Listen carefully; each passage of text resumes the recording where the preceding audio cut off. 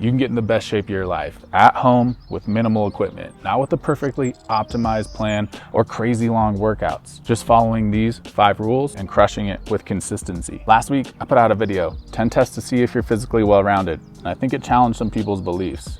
Good, because plenty of the best coaches in the world, like Pavel or Mark Bell, only later in life found the importance of being incredibly well-rounded. So everything on that list is considered the beginner gains, the ones that come easy in the first 1 to 3 years, and the most important human physical qualities: strength, endurance, power, and flexibility, and just generally being athletic. If you just work towards getting a little bit of all those qualities, I guarantee you're gonna look and feel great and age well. Yeah, if you're older than 40 or a woman, the standards change, but the idea is the same. I'm still making tons of progress, just crushing these 5 rules consistently. Let's check them out. Number 1, master a single weight. Dan John, one of the leaders in strength and conditioning, recommends people only use the 25 and 45 pound plates. To me, this is a perfect philosophy. Truly master a single weight before moving on. No getting caught up in 5 or 10 pound increments. This mentality fits perfectly for the minimalist training at home. Buy a single sandbag or a few kettlebells and master them. This takes the pressure off of finding the perfect program and starts allowing you to focus on the practice itself. And the evidence is clear. You don't have to be powerlifter strong, just adequately strong in your structure for athleticism and longevity. These workouts should really only be 20 to 30 minutes. You can maintain on once a week or gain on twice. Here's an example of what my session looks like. 10 rows,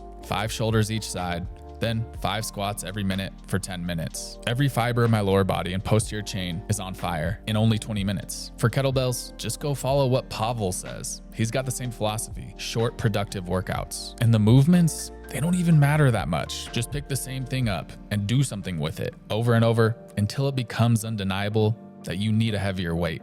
Number 2, master your body weight. Our culture gets so consumed with all the isolation bodybuilding, it's easy to discount how simply doing the basic movements will make you extremely well-rounded with an incredible physique. Rings are the gold standard. If you try them, you'll feel the difference, but just use whatever you got. If you commit to twice a week doing 20 to 30 minutes of pull-ups, dips, push-ups, and rows, you'll easily get to 10 pull-ups and 10 dips in 1 to 3 years, probably less, provided you're generally healthy and don't eat like an idiot. Honestly, my workouts are usually 2 to 3 sets of pull-ups and push-ups, then 1 to 2 sets of rows and dips. Sometimes I flip those, or I add in some fun skills. And I wish I would have adopted calisthenics way earlier, because I used to do countless exercises for each muscle of the upper body. I didn't really gain faster. The point of diminishing returns is way sooner than people think, and it always left me feeling crazy sore. Now I'm still building muscle, and probably a quarter of the time. If you're not pressing overhead with the kettlebell, just throw pike push-ups into the mix. I personally knew a man who did 3 sets of 10 pull-ups and 30 push-ups daily into his 80s.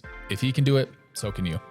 Number 3, move like an athlete. Man, this is the one I skipped for too many years. Simply go outside and run a couple sprints, do a few jumps. It's not rocket science. If you commit to doing this 1 to 2 times per week, you'll feel that youthful springiness and elasticity coming back. And within a few years, you'll be fast and quick and not have to worry about blowing out a hammy or Achilles playing pickup with the boys. I also like to add in some lateral and rotational movement to this session. Swing a mace or clubs, crawl or move low to the ground. You could skip it if you want, but this is the stuff that makes you feel like an athlete. And if you feel like an athlete, you'll naturally move more. It's a no-brainer. Here's an example workout: a dynamic warm-up, 4 or 5 sprints. If you don't do this much, take them easy or run uphill, or do what I do, old man sprints, where I ramp up slowly, hit my top speed for only a few steps, and then decelerate. Then just do some jumping, broad jumps, vertical jumps, and then the fun stuff: swing something heavy or move low to the ground. If you're unsure what to do, we've got tons of videos in this category of movement. I'll link some in the description.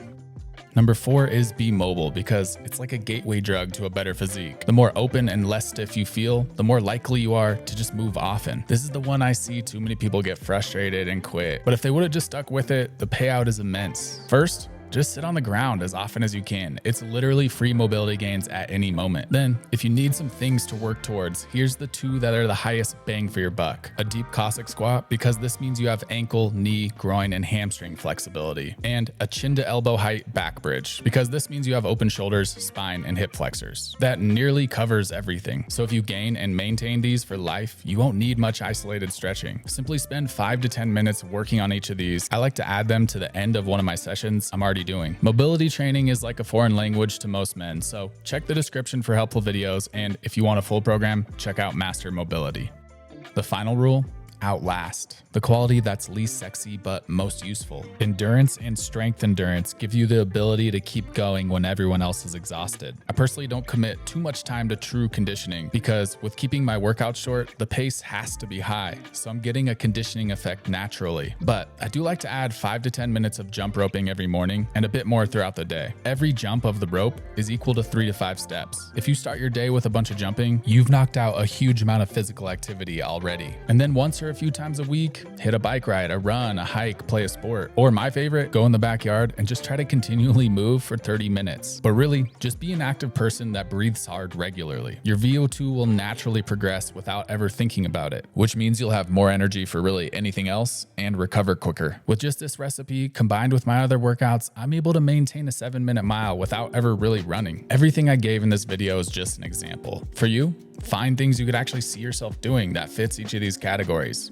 and then do them consistently. It's truly this simple. And 30-minute workouts is sustainable for anyone, for life. That's the key. The nice thing is you can still do this and specialize in whatever you want. Staying well-rounded will keep you healthy. If you tally it up, all this takes 3 hours or less in a week. If you can't find that amount of time, consider that you just watched a 6-minute video. You could have done a few sets of pull-ups and dips by now.